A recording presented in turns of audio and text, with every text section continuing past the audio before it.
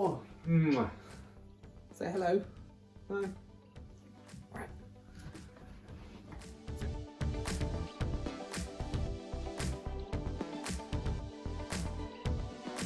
So I've just got in from the fish shop and I picked up the fish find for this tank here. Yeah, I mean, you've probably seen it in the thumbnail, but these fish are Danios, a classic and one, well, a species that means quite a lot to me. So this tank hopefully will grow in and the fish will grow into it. It's all going to look really good. First job is to acclimatise them. Oh, hello. Can I say hello? Oh, mwah. Say hello. No. Right. So yeah, like I said, these fish quite special to me, and time to acclimatise them. They're not going to go through quarantine, so I've just come straight from Maidenhead Aquatics Taunton, which I'm sure you're all very familiar with. And yeah, no quarantine because they're going to be the only fish in this tank. And then when I'm done with this project, they'll be going back to the shop. So these won't be with me forever, but they're going to be here for a good time, I'm sure. So yeah, let's get them acclimatised and give this dog some attention because he is very needy. Aren't you?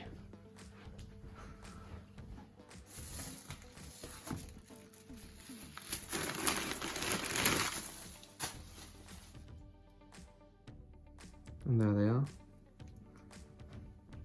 Gorgeous, quite decent size Danios. Let's open the bag up and get some water across.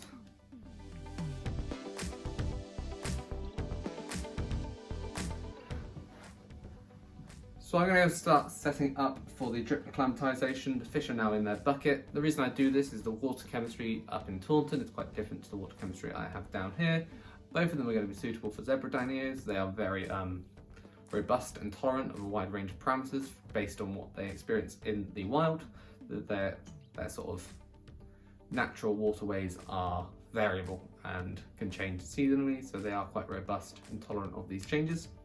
But I still want to make it sure I take it slow, and that's why I will be doing drip acclimatisation for them.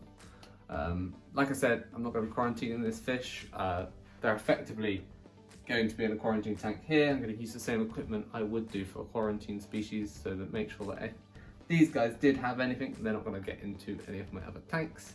I don't have any other quarantine fish at the moment, so there's no risk posed to these guys either. So it should all be safe. They'll have their own dedicated set of equipment basically while they stay with me. So the fish have had a while to acclimatise now. I've got the room lighting on because it's now dark out and I'm not getting any natural light. So apologies if the video quality isn't so good now. But it's time to release the fish into their home. So I'm going to catch them out and then release them in the net. I don't want any of the shop water into my tank. I always do this. It's no judgment on the fish shop. I guess it's part of sort of quarantining every fish as well. I'm just extra cautious.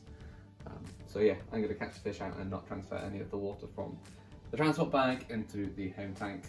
So yeah, let's do that, and that's probably it for today.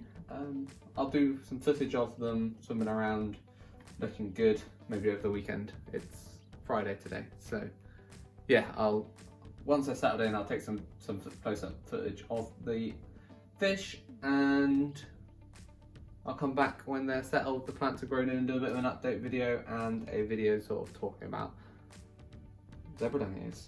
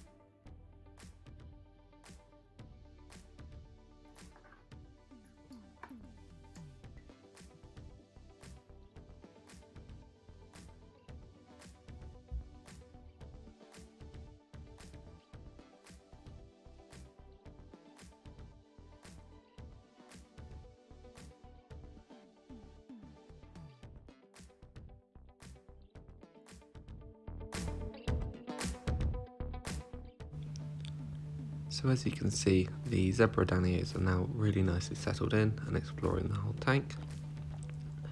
You may notice that actually these guys have quite long fins. It looks like they are a long fin variety, or at least partially.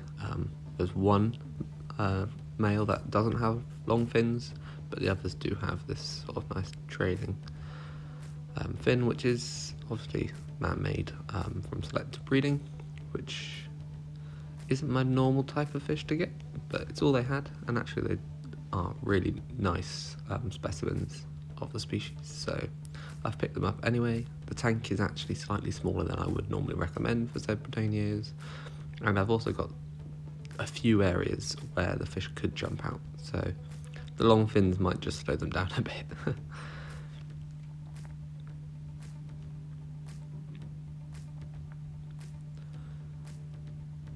So I've already seen the fish spawning in the mornings, sunrise, just a little bit of ambient light going into the tank, and there are clusters of males chasing the females around the tank into the plants, laying eggs in there, I'd imagine. I haven't actually seen the eggs, but all the signs are there that they are spawning.